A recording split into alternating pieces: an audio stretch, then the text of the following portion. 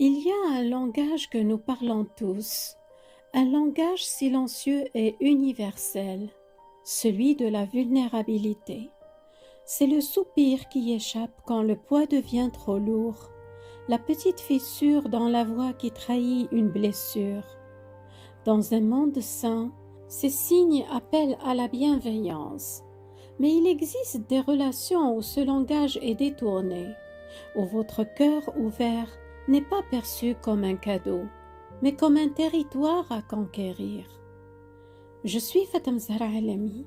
Je déplie avec vous ces cartes brouillées de la relation où le territoire de votre vulnérabilité partagée devient un champ de bataille.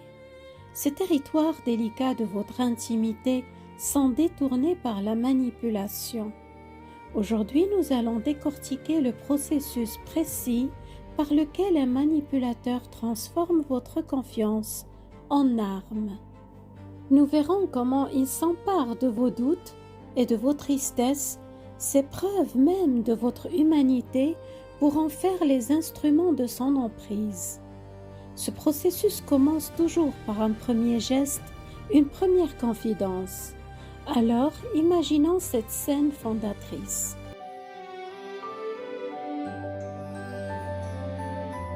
Imaginons la scène.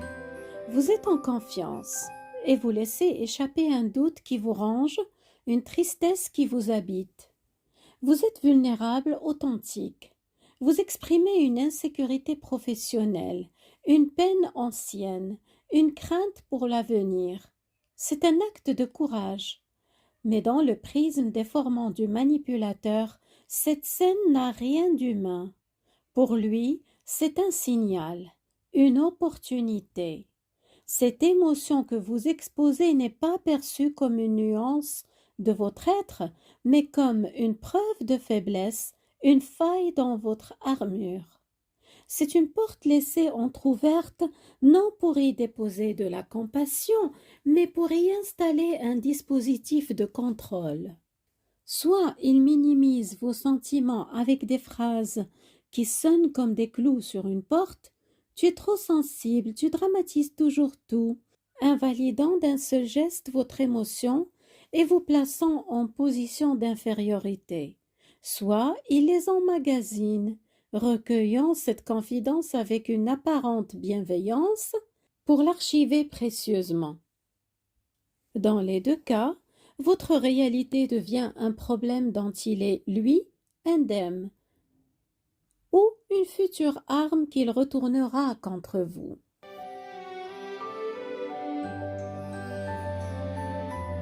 C'est cette deuxième option plus insidieuse qui marque le véritable début de la manipulation stratégique. Il peut en effet sembler soudainement très à l'écoute. Il va poser des questions, creuser le sujet. Il va stocker chaque détail de votre fragilité avec la précision d'un archiviste. Ce qu'il fait n'est pas de l'écoute, c'est de la cueillette. Chaque confidence, chaque larme essuyée devient un data point dans sa base de données personnelles. Il constitue un dossier, et ce dossier, il le rangera soigneusement pour l'ouvrir plus tard, au moment le plus opportun, non pour vous soigner, mais pour vous frapper. Revenons à cette minimisation, car elle est la pierre angulaire de ce processus. En vous disant que vous êtes trop ceci ou pas assez cela, il accomplit deux choses. Premièrement, il vous fait douter de votre propre perception. Si ce que vous ressentez est systématiquement qualifié d'exagéré ou d'inexact, vous commencez à vous méfier de votre boussole intérieure. Vous commencez à vous dire « Et si c'était vrai? Si j'étais vraiment trop fragile ?» Deuxièmement, il établit une hiérarchie. Lui ou elle est le fort, le relationnel, l'imperturbable. Vous êtes l'émotif, l'instable, le faible. Dans cette dynamique, votre vulnérabilité n'est plus une expérience partagée, c'est le marqueur de votre infériorité. De toute façon, tu as toujours été fragile.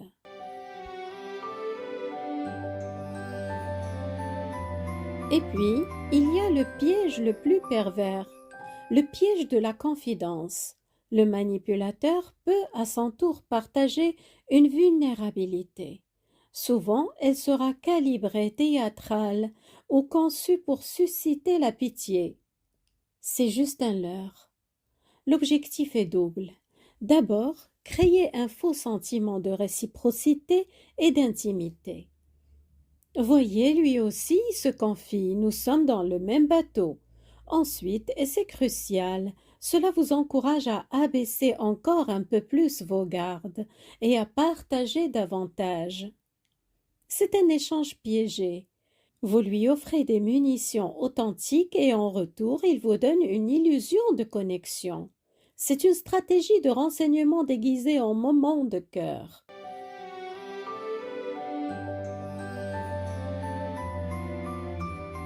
Derrière ces mécanismes se cache une logique implacable. Pour comprendre la froideur du processus, il faut regarder ce qui se passe dans l'esprit du manipulateur. Pour lui ou pour elle, votre vulnérabilité n'est jamais ce que vous croyez. Elle est toujours interprétée à travers le prisme du contrôle. Voyons cela de plus près. Premièrement, c'est une faiblesse à exploiter. Vos doutes et votre tristesse sont comme une brèche dans votre armure. Le manipulateur y voit une opportunité stratégique. Il utilisera vos doutes sur vous-même pour vous déstabiliser davantage. Est-ce que je suis assez bien? Est-ce que j'ai raison? Tout cela sera utilisé pour vous prouver que vous êtes effectivement incompétent ou instable. Votre tristesse, elle sert à vous ridiculiser. Tu pleures pour ça? Ou à l'inverse, à se poser en sauveur indispensable. Heureusement que je suis là pour toi. Dans les deux cas, votre émotion n'est pas accueillie, elle est utilisée. Deuxièmement, c'est une preuve de son importance. Votre état de vulnérabilité le conforte dans sa position de supériorité. Si vous êtes triste ou dubitatif, c'est la preuve tangible que vous avez besoin de lui ou d'elle. Votre détresse émotionnelle devient un aliment pour son ego. Il se perçoit comme le rocher, le pilier face à ce qu'il considère comme votre instabilité chronique. Votre souffrance, paradoxalement, renforce son sentiment de puissance et de contrôle. Ensuite, et c'est un point crucial, c'est une menace à son image de perfection. Le manipulateur entretient une image grandiose de lui-même. Vos émotions négatives, surtout si elles sont une réaction à son comportement, sont une remise en cause intolérable de cette perfection. Si vous êtes triste à cause de lui, cela signifie qu'il a fait une erreur qui n'est pas assez bon. C'est inacceptable. Il va donc rejeter la faute sur vous. Tu es trop sensible, tu dramatises tout, c'est toi qui m'as poussé à agir ainsi. Votre douleur doit devenir votre faute pour préserver son illusion de perfection. Enfin, c'est le terrain de jeu idéal pour deux de ses techniques favorites, le gaslighting et l'inversion des rôles. Vos doutes et votre confusion sont l'engrais qui fait pousser le gaslighting. Il va nier la réalité de vos sentiments. Je n'ai jamais dit ça, tu inventes. Ce n'est pas du tout ce qui s'est passé. Et il va utiliser votre état émotionnel pour invalider votre perception. Tu es triste et confus, alors évidemment tu ne te souviens pas bien. L'objectif, vous faire croire que votre boussole intérieure est détraquée et que la sienne est la seule fiable. Et bien sûr, il y a la manœuvre classique de l'inversion, victime-bourreau. Le manipulateur va transformer votre tristesse en sa propre offense. Vous exprimez une blessure, il rétorque. Et moi, tu crois que c'est facile de te supporter? Tu me rends triste avec tes reproches constants. Moi qui fais tout pour toi, et voilà comment tu me remercies. Tu me brises le cœur.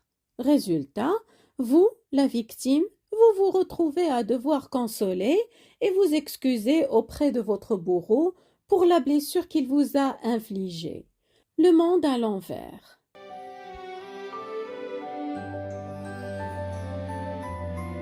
Alors, face à cela, que faire? Faut-il se murer dans le silence et étouffer ses émotions? Non, absolument pas, car ce serait laisser la peur gagner. La solution n'est pas de cesser d'être vulnérable, mais d'apprendre à discerner qui est digne de recevoir ce trésor. Partager de façon sécuritaire, c'est d'abord une question de dosage et d'observation. C'est offrir des fragments de votre histoire et observer ce que l'autre en fait. Observez l'effet de vos mots. Est-ce que la personne répond par la validation et le soutien? Par exemple, cela a dû être difficile pour toi? Ou est-ce qu'elle minimise, détourne le sujet vers elle ou semble noter mentalement l'information?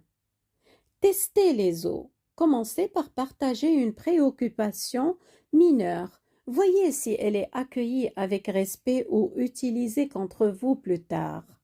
La confiance se mérite et ne se donne pas en bloc. Faites confiance à votre malaise. Si après avoir partagé quelque chose, vous vous sentez vide et honteux ou plus anxieux qu'avant, c'est un signal d'alarme puissant. Un espace sain devrait vous laisser sentir plus léger, pas plus lourd. Revendiquez votre droit au silence et surtout, souvenez-vous ceci. Vous avez le droit de dire « je ne suis pas prêt à en parler ». C'est un test décisif. Un manipulateur insistera, se vexera ou utilisera votre refus contre vous. Une personne saine, une personne digne de confiance respectera simplement votre limite. Point final. Chérissez votre jardin intérieur. Certaines émotions sont si précieuses et si délicates qu'elles n'ont pas à être exposées au premier venu. Cultivez votre propre estime, votre journal, vos cercles de confiance absolue.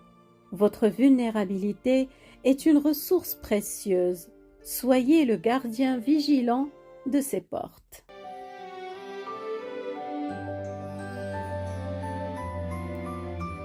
Votre vulnérabilité n'est pas un défaut, elle n'est pas une faiblesse, elle est le lieu de votre authenticité, de votre capacité à aimer, à créer, à vous connecter profondément. Le manipulateur, lui, voit le monde comme un jeu de pouvoir. Il ne comprend pas ce langage, alors il cherche à le déchiffrer pour le contrôler. Ne laissez personne vous convaincre que votre sensibilité est un handicap. Elle est votre force. Le vrai travail n'est pas de l'éradiquer, mais d'apprendre à la protéger, à la déposer dans des mains dignes de la recevoir. Car un cœur qui peut être vulnérable est un cœur qui peut être libre.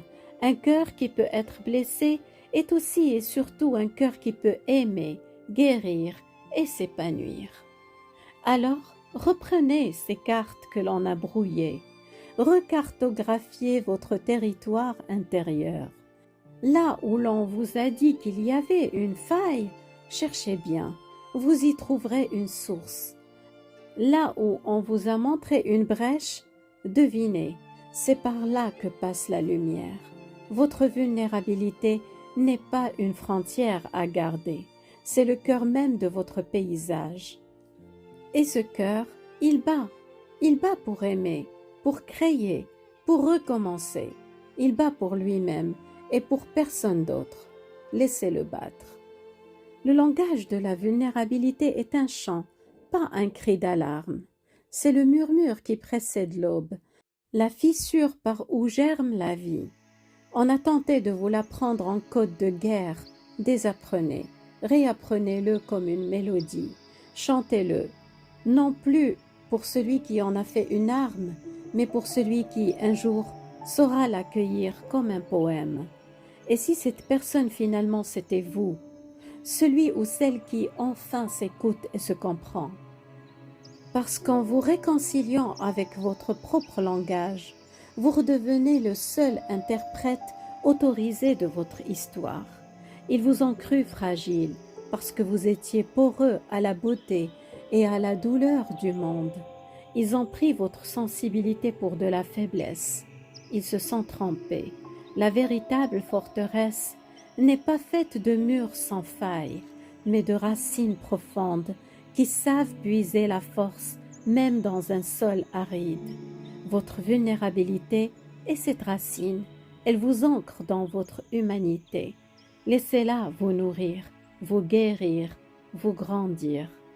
Car un arbre ne se mesure pas à l'épaisseur de son écorce, mais à la hauteur de sa cime, et à la sève invisible et tenace qui le dresse vers le ciel malgré tout. Prenez soin de vous.